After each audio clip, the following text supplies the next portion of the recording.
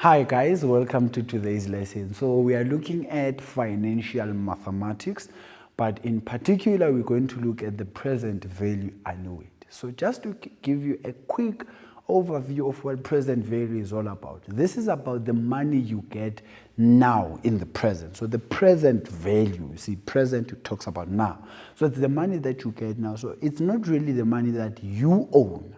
It's the money that maybe the bank owns in terms of a loan, or maybe a developer own in terms of maybe a bond, if you get a bond directly from the developer, because at times they do give that. And it might be money that a store owns based on what you take on a loan basis. So all of this is the money that you don't really get tangibly in your hand, or you do as if it's a loan. It's the money that maybe if you don't get it in your hands, you know that you have 300,000, but it is going to the dealership where you are buying a car. The only thing you will be left with is to pay the loan, you see. So it's all about the money you get now to amortize later, meaning to pay back at a later stage. But let's look at our overview of what this is about. So I want you to think about this. How do we repay these loans, right? How do loan repayments actually work? Do they calculate the percentage when I start taking the loan?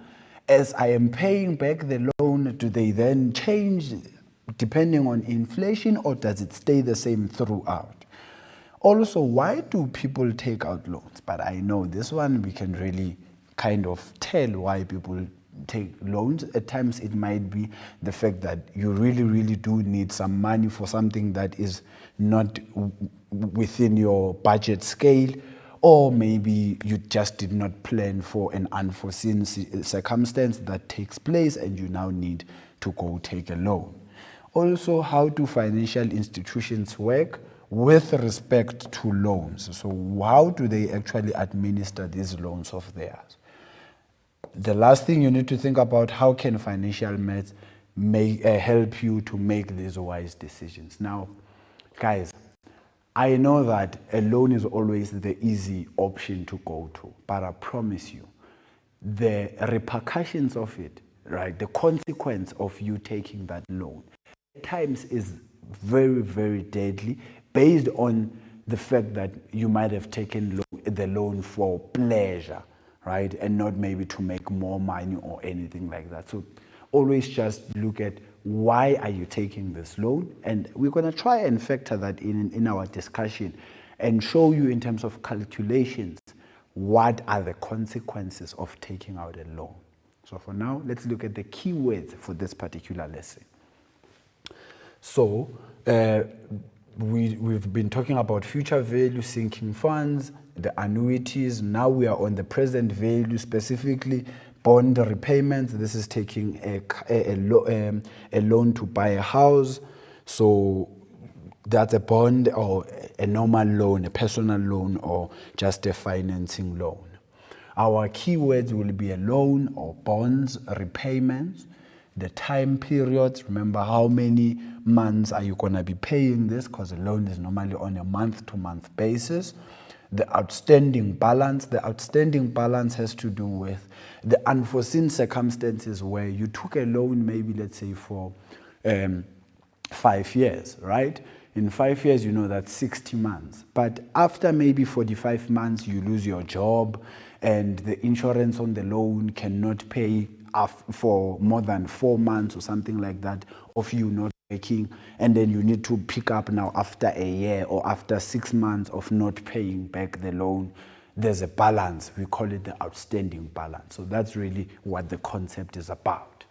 Also, we know that a loan is normally on a compound interest basis.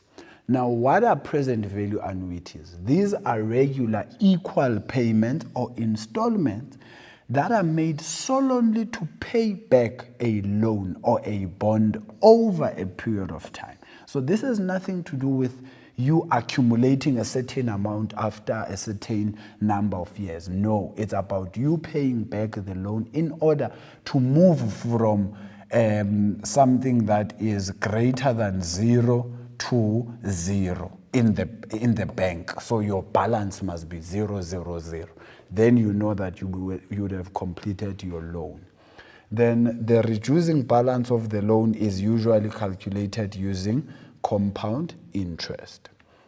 Now we also have a formula to do this, to calculate the present value annuity, not really the future value, because remember, future value has to do with what you get at a later stage. So the formula is P is equals to X into 1 minus. So look at the difference. Instead of the future value, which is minus 1, now we are saying 1 minus. So please look at the formula. But the formula will always be there for you to note in terms of the information sheet. The P will be the balance that is outstanding. So how much loan did you take? This is the value of the installments, your monthly repayments. This will be the number of repayments that you are paying back the bank or the whatever institution you took from. And then interest rate as a decimal. You know that if I give you 5%, you must always divide it by 100, right? Because we don't really deal with percents in terms of calculation. So this is the formula that we use. The P part of it is how much did you take from the bank. The I is how much the bank is charging you as the interest on what you have taken from them. So if you took 1,000 and they charge you 10%, then you know the 10% is for the 1,000 rand that you took based on the duration of how much you're going to pay this loan back, right? So that's what I want you to think about when we take a quick ad break. But when we come back, we're going to look at actual questions that involve taking out a loan and different scenarios of why people really take out loans. Please stay tuned. I'll be back just now.